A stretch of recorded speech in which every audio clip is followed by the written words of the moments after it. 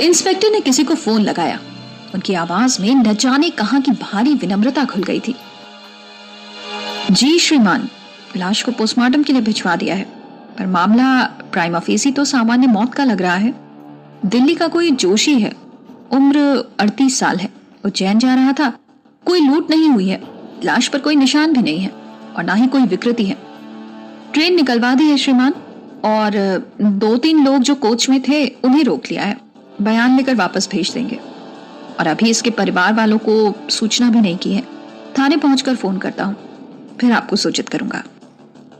जी, media को अभी कुछ नहीं बताया है। जी जी जी, जय हिंद श्रीमान। फोन काटते हुए अचानक से उनके दिमाग की बत्ती जली और उन्हें याद आया, फोन, इसका फोन कहाँ है। उन्होंने साथ चल रहे सिपाही से पूछा, इस आदमी के फोन का कुछ पता चला? नहीं सर, फोन तो कहीं नहीं मिला, सिपाही ने कहा।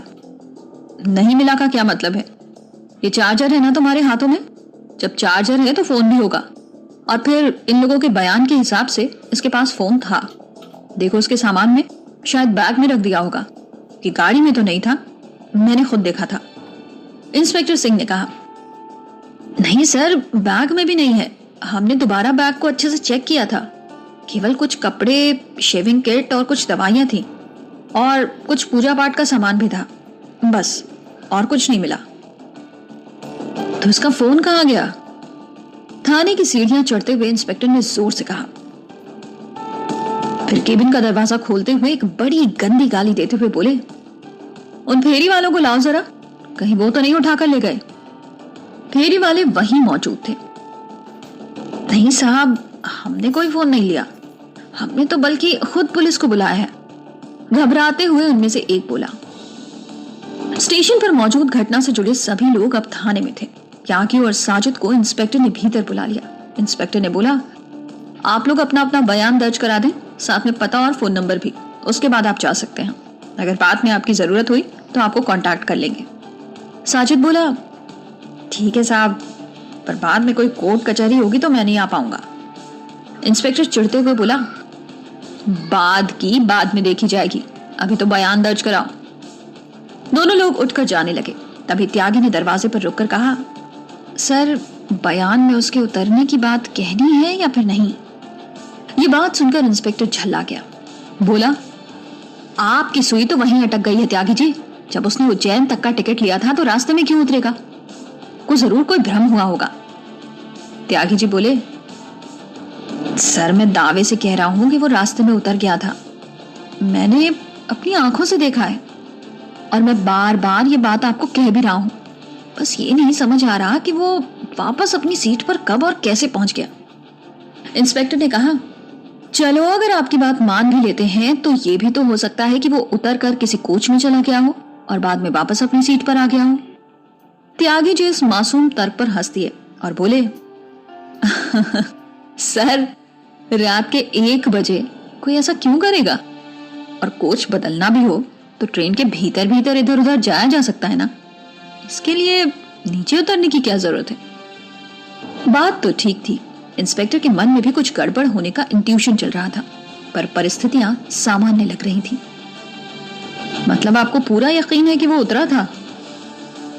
101% यकीन है सर, वो उतर गया था, त्यागी जी जोर देते हुए बोले। ठीक है, अभी तो आपने जो भी देखा है, जो कुछ भी जानते हैं, उसे आप बयान में दर्ज कराइए, फिर देखते हैं, इंस्पेक्टर ने त्यागी जी से कहा। लगभग उसी समय हेड कांस्टेबल तोमर ने आकर कहा, सर, टिकट बुक करने के लिए जो नंबर दिया गया था उसका पता चल गया है। मैंने ट्राई किया, वो नंबर बंद आ रहा है। अब ये कैसे पता चलेगा कि वो नंबर इसी का था या नहीं? तोमर, टिकट बुक करने के लिए अधिकतर आदमी खुद का ही नंबर देता है, वो उसी का नंबर होगा। मोबाइल बंद है, मतलब शायद भीड़ में किसी ने गायब कर दिया होगा। साइबर वालों को पता करने के लिए बोलो, इंस्पेक्टर सिंह ने जवाब दिया। तोमर बोला, मैंने पता कर लिया है, सिम किसी जेजे कॉरपोरेशन के नाम पर है, कनॉट प्लेस, दिल्ली का पता है। मैंने गूगल पर सर्च कर वहां का नंबर भी ले लिया है और इसका फोन भी विजिलेंस पर लगा दिया है। जैसे ही चालू होगा लोकेशन मिल जाएगी। तो भाई, आगे की कार्रवाई के लिए कोई मुहूर्त निकालोगे? उसके फोन रिकॉर्ड्स भी निकालो, सिंह ने कहा। तोमर ने इंस्पेक्टर की बात काटते हुए कहा, सर पूरी बात तो सुनिए। मैंने वहां पर बात की थी तो पता चला कि वो कंपनी इसी वैभव जोशी की है। परिवार में कोई नहीं है। इसके माँ बाप बचपन में गुजर गए और इसके दादाजी ने इसे पाला था, जो पिछले महीने एक्सीडेंट में मारे गए थे। अब ये अकेला था, परिवार में कोई नहीं है। कल उज्जैन जाने के लिए निकला था, महाकाल भगवान की भस्म आरती में शामिल होने के लिए। तुम्हें यह सब किसने बताया? इंस्पेक्टर ने पूछा। जी, वहां पर किन्हीं शर्मा जी से बात हुई थी, जो अपने आप को इसका मैनेजर बता रहे थे, और जब मैंने इसके मरने की खबर दी तो वो फूट फूट कर रोने लगे। अब इसके करीबियों में बस वही हैं। वो वहां से निकल चुके हैं, बाय रोड आएंगे तो 8 से 10 घंटे लग जाएंगे। तोमर ने अपनी बात खत्म की। अरे वाह तोमर, तुम तो बिल्कुल शेरलॉक होम्स बन गए हो। आज के आज इतनी जल्दी इतनी सारी इंफॉर्मेशन ले आए, बहुत खूब। अब ऐसा करो, तुम आगे की कार्रवाई करो और जो भी हो मुझे रिपोर्ट दो, सिंह साहब बोले। तभी फोन की घंटी बजी। इंस्पेक्टर सिंह ने फोन उठाकर बात की। फिर वो तोमर से बोले, हॉस्पिटल से कॉल था, वैभव का पोस्टमार्टम हो चुका है, डॉक्टर ने मुझे जल्दी बुलाया है। मैं जरा हॉस्पिटल होकर आता हूँ, तब तक तुम लोग यहाँ का काम देखो। तोमर बोला, बस सर एक बात और बतानी है। तो बताओ ना, इंतजार किसका कर रहे हो? वो सर, मैंने इसके मोबाइल की लास्ट लोकेशन ट्रैक करने के लिए बोला था। इसकी लास्ट लोकेशन शामगढ़ और सुवासरा के बीच आई है, वो भी रात को 1:45 के करीब। हाँ, तो उस समय ट्रेन वही होती है, इसमें क्या प्रॉब्लम है? सर प्रॉब्लम वाली बात यह है कि लोकेशन शामगढ़ सुवासरा रोड की आई है। मतलब? केबिन के बाहर निकल चुके इंस्पेक्टर ने ठिठक कर पूछा। मतलब सर, उसकी मोबाइल लोकेशन सड़क के रास्ते की है। क्या बात कर रहे हो? ऐसा कैसे हो सकता है? अगर वो ट्रेन में था तो उसका मोबाइल सड़क पर कैसे पहुंचा? इसका मतलब त्यागी जी सच कह रहे हैं कि ट्रेन से उतर गया था। तोमर, तुम त्यागी और बाकी लोगों को जाने मत देना, मैं बस अभी अस्पताल का मामला निपटा कर आता हूं, गाड़ी में बैठते हुए इंस्पेक्टर ने कहा।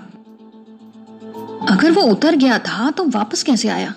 और आखिर दिल्ली का आदमी जो उज्जैन जा रहा था, वो शामगढ़ क्यों उतरेगा?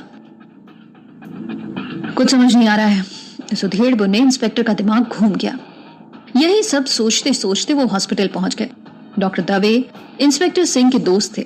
वो उनसे मिलने के लिए उनके केबिन की ओर बढ़े, पर डॉक्टर पोस्टमार्टम रूम की तरफ गए हुए थे। उसने इंतजार में सिगरेट जला ली और फिर सोचने लगे, ये मामला क्या है? बॉडी सही सलामत है, कोई लूट नहीं हुई है, और लाश स्लीपिंग बैग में आराम से सोते हुए मिली, वो भी नागदा में, जो शामगढ़ से लगभग 80 से 100 किलोमीटर दूर होगा, जहां त्यागी जी के मुताबिक वो उतर गया था। और तो और उसकी लास्ट लोकेशन भी सड़क पर मिली है। ट्रेन में बैठे आदमी की लोकेशन सड़क पर, ऐसा कैसे हुआ होगा? उन्होंने खुद को तर्क दिया, ये भी तो हो सकता है कि किसी ने मोबाइल चुरा लिया हो और वो मोबाइल लेकर शामगढ़ में उतर गया हो। सिगरेट का कश खींचते हुए उसी के भीतर से आवाज आई, पर त्यागी ने उसे ही उतरते हुए देखा और लोकेशन भी वहीं की आई, मतलब वो उतरा था। अजीब पहेली है। तभी सामने से डॉक्टर दवे आते नजर आए। क्या भाई सिंह साहब, क्या हालचाल है? बस यार ठीक है, तुम बताओ आज इतनी जल्दी पोस्टमार्टम कैसे कर दिया? मैं तो तुम्हारी रिपोर्ट 2 दिन बाद एक्सपेक्ट कर रहा था, सिंह साहब बोले। डॉक्टर ने जवाब दिया, जल्दी काहे का, मेरी ड्यूटी 1 घंटे बाद खत्म होने वाली है, फिर मुझे भी बाहर जाना है। इसे लेट करता तो मैं लेट हो जाता। और हाँ, डिटेल्ड रिपोर्ट तो 2 दिन बाद ही मिलेगी।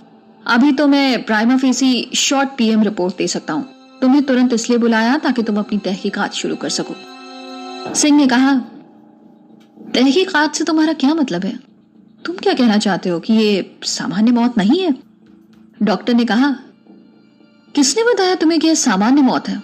और अगर सामान्य मौत होती तो तुम्हें कॉल पे ही बता देता, यहाँ क्यों बुलाता? ये बिल्कुल सामान्य मौत नहीं है।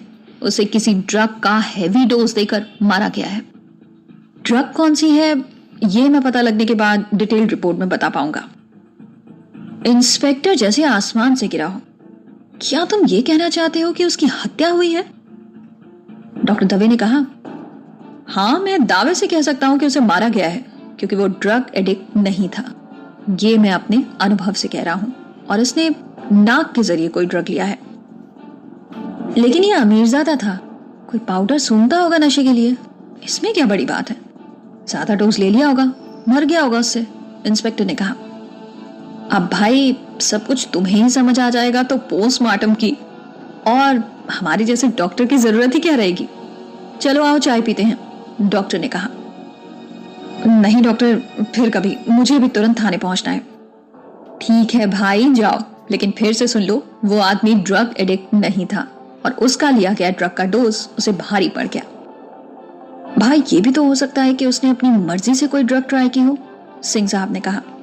डॉक्टर साहब बोले, सिंह साहब आपकी यही आदत खराब है, खोद खोद कर पूछताछ करते हो यार। मैं अभी ये डिक्लेयर नहीं करना चाहता जब तक कि इसका विसरा और बाकी रिपोर्ट नहीं आ जाती, पर ठीक है बता देता हूँ। उसके ड्रग के डोज में कोई बहुत घातक जहर भी था जिसने शरीर में जाते ही असर कर दिया होगा। उसकी सांस की नली में हरे पदार्थ के कण मिले हैं, इसलिए मुझे लगता है कि उसका रेस्पिरेटरी सिस्टम फेल हो गया होगा और उसकी मौत हो गई होगी। लेकिन उसका शरीर तो सामान्य था, होंठ भी काले हरे कुछ नहीं थे। सिंह साहब ने सवाल उठाया। अब चिढ़ने की बारी डॉक्टर साहब की थी। मेरे जेम्स बॉन्ड, ये जरूरी नहीं है कि हमेशा जहर का रंग त्वचा पर या फिर होठों पर नजर आए। जहर कई तरह के होते हैं, उनका प्रभाव भी शरीर पर अलग अलग दिखता है। अब बाकी की बात रिपोर्ट आने पर पढ़ लेना। चलो चाय पी लो, मुझे फारिग करो। चाय फिर पी लेंगे डॉक्टर, मेरा अभी जाना जरूरी है। ये रिपोर्ट कब तक आएगी? हवा में सवाल उछालकर डॉक्टर का जवाब सुने बगैर इंस्पेक्टर गाड़ी में बैठकर आगे बढ़ गया और थाने की ओर चल पड़ा। उसके दिमाग में हजारों सवाल उठ रहे थे। अगर इसे मारा गया है तो किसने मारा और कहां मारा? शामगढ़ में ये आदमी क्यों उतर गया? ओ गॉड, ये तो सचमुच बहुत उलझी हुई पहेली है। उसका दिमाग घूम रहा था।